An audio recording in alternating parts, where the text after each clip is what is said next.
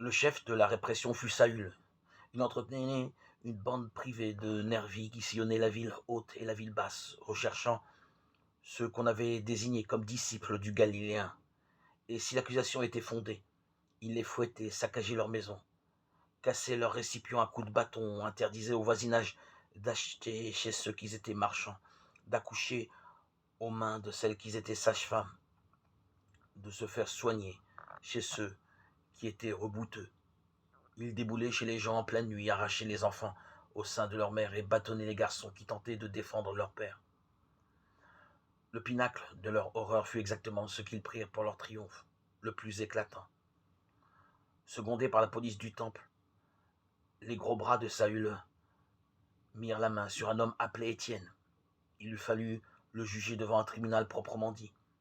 Il n'eut qu'une commission de spadassins rassemblés sur le champ et présidée par Saül. Es-tu celui-là qu'on dit disciple du blasphémateur Jésus? Ce n'est pas un blasphémateur, c'est le Messie. Vous entendez? Il avoue. Est-ce toi qui raconte qu'il est ressuscité d'entre les morts? Il l'est, je le proclame. Vous entendez? Il blasphème aussi. De l'avis unanime, un tel homme ne méritait que la mort.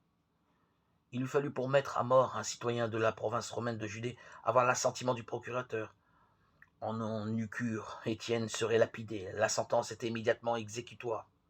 On emmena l'homme à l'extérieur des murs. On le déshabilla et on le jeta à terre, ses vêtements aux pieds.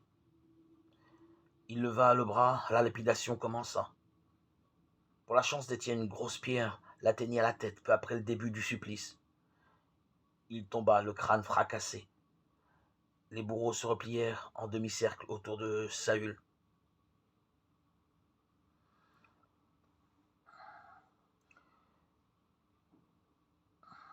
Ils assistèrent à l'exécution. Cela devrait servir d'exemple. Jetez-le à la fosse commune, ordonna Saül. Quand il quitta les lieux, un homme l'attendait. Au passage, il connaissait Saül et Saül le connaissait. L'homme lui cracha au visage. Saül blêmit et mit la main à sa dague. Ose, Saül, ose, je t'en prie, ose lever la main sur moi. Saül le regarda, les yeux injectés de sang, la main figée sur la dague. L'homme lui cracha de nouveau au visage et sourit, puis s'en alla après lui avoir lancé à haute voix devant la foule. Je regrette. Moins que chien, je n'ai plus le crachat disponible. C'était Cratil.